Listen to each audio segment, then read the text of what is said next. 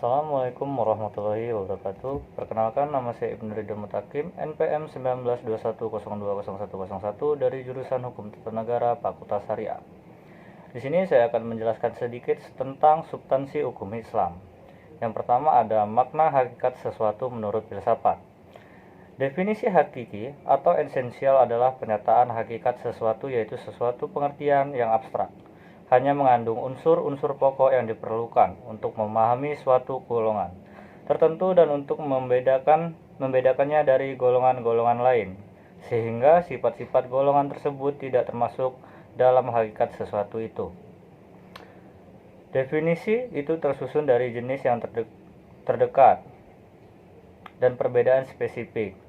Jenis ialah setiap pengertian yang menyatakan hanya sebagian dari hakikat sesuatu, artinya pengertian tersebut belum menyatakan hakikat sesuatu itu seutuh-utuhnya. Dan selanjutnya, pengertian filsafat hukum Islam. Filsafat hukum Islam terdiri dari 3 kata, yaitu filsafat, hukum, dan Islam. Filsafat hukum adalah pengetahuan tentang pemikiran mendalam, sistematis, logis, dan radikal tentang berbagai aturan yang berlaku dalam kehidupan manusia, baik aturan bermasyarakat maupun aturan bernegara. Hukum adalah peraturan-peraturan tentang perbuatan dan tingkat laku manusia dalam lalu lintas hidup. Secara singkat, hukum berarti ketetapan. Adapun pengertian filsafat hukum Islam adalah kajian filosofis tentang hakikat hukum Islam. Selanjutnya, faktor yang menjadi ciri filsafat hukum Islam. Yang pertama, wacana atau argumentasi, menandakan bahwa filsafat memiliki kegiatan berupa pembicaraan yang mengandalkan pada pemikiran rasio tanpa verifikasi uji empiris. Kebenaran filosofis tidak memerlukan pembuktian atau tidak perlu didasari bukti kebenaran, baik melalui eksperimentasi maupun pencarian data lapangan. Yang kedua, segala hal atau sekalian alam, artinya semua materi pembicaraan filsafat adalah segala hal menyangkut keseluruhan yang bersifat universal. Tidak ada yang tidak tersentuh oleh pembicaraan filsafat. Ada atau tidak ada permasalahannya, filsafat merupakan bagian dari perbincangan.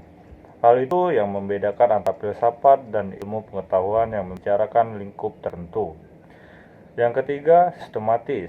Artinya, perbincangan mengenai segala sesuatu dilakukan secara teratur mengikuti sistem yang baku sehingga tahapan-tahapannya mudah diikuti. Dengan demikian, perbincangan tersebut tepat atau tidak dapat diikuti dan dikaji oleh orang lain. Yang keempat, radikal. Artinya sampai ke akar-akarnya, sampai pada konsekuensi yang terakhir. Radix artinya akar, yang juga disebut sebagai ciri khas berpikir filosofis. Yang kelima, hakikat, merupakan istilah yang menjadi ciri khas filsafat. Hakikat adalah pemahaman atau hal yang paling mendasar. Jadi filsafat tidak hanya berbicara tentang wujud atau materi, sebagaimana ilmu pengetahuan, tetapi berbicara makna yang hakikat terdapat di belakangnya. Selanjutnya, segala hal yang dipikirkan oleh filsuf berkaitan dengan hal-hal berikut. Berhubungan dengan sesuatu yang bersifat metafisik yang tidak dapat dilihat. Berhubungan dengan alam semesta yang fisikal dan terbentuk oleh hukum perubahan. Segala sesuatu yang rasional dan irasional. Semua yang bersifat natural dan supranatural. Berhubungan dengan akal, rasa, pikiran, intuisi, dan persepsi. Berhubungan dengan teori, pengetahuan pada semua keberadaan pengetahuan manusia yang objektif maupun yang subjektif. Berhubungan dengan fungsi dan manfaat segala sesuatu yang didambakan manusia atau dihindarinya.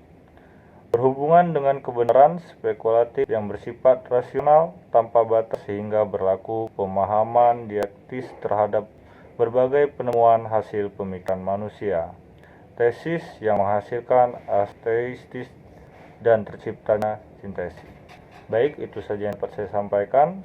Sekian dan terima kasih. Saya akhiri. Wassalamualaikum warahmatullahi wabarakatuh.